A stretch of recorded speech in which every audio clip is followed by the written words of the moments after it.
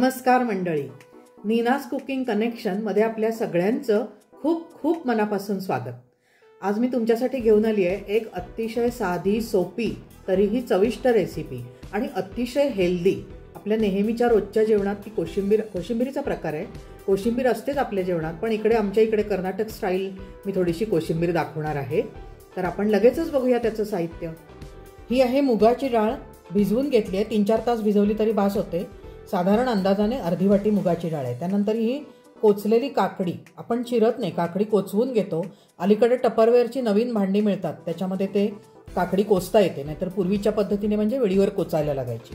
त्याच्यानंतर हे आहे ओलं खोबरं, ह्या आहेत ओल्या मिरच्या, कोथिंबीर, लिंबू, मीठ, साखर आणि आपली नेहमीची फोडणी। हे मी इथे ठेवलं नाहीये, पण तेवढं त्याच्यात आपल्याला ऍड करायचंय। आता आपण करूया कृती। आपण या बोलमध्ये आता सगळं फक्त एकत्र करायचंय। ही काकडी घेतली आहे कोचलेली, ह्या साधारण मध्यम आकाराच्या 2 काकड्या आहेत। त्या 2 काकड्या घेतल्या आहेत मी। त्याच्यानंतर ही जी मी म्हटलं तुम्हाला भिजलेली मुगाची डाळ, ती आपण घालायची आहे। त्याच्यानंतर मीठ, साखर चवीनुसार,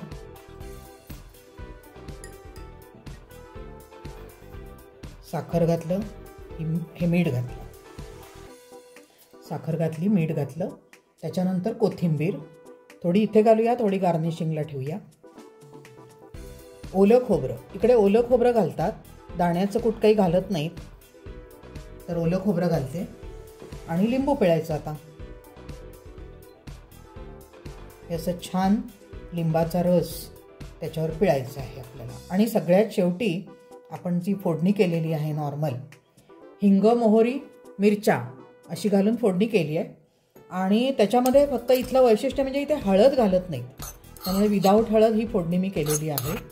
जिरं, मोहरी, हिंग आपली नॉर्मल फोडणी, आणि ती मस्तपैकी घातलेली आहे मी आता हे छान मी सगळं कालवून घेते की आपली कोशिंबीर तयार झाली।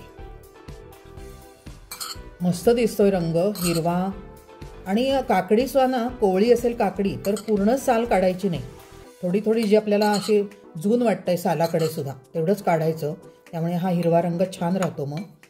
आणि मुगाच्या डाळीचा पिवळा आणि कोथिंबीर, खोबरं पांढरं अशी ती सगळी मिळून रंगसंगती छान दिसते। आणि ही कोशिंबीर चवीला तर खूपच सुंदर लागते, छान लागते, टेस्टी साईड डिश आहे ही। डावीकडे आपण जेवणात करू शकतो।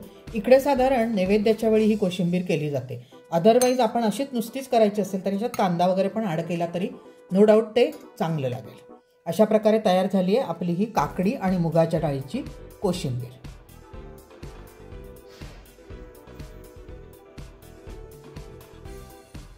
मला खात्री आहे की तुम्हाला ही साधी, सोपी, सुटसुटीत रेसिपी नक्की आवडली असणार। कमी इन्ग्रेडियंट्स, आपल्या स्वयंपाकघरात नेहमी असणारे पदार्थ आहेत आणि झटपट होणारी ही रेसिपी आहे।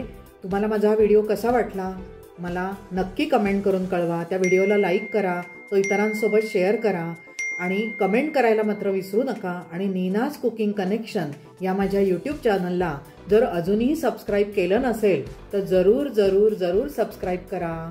धन्यवाद।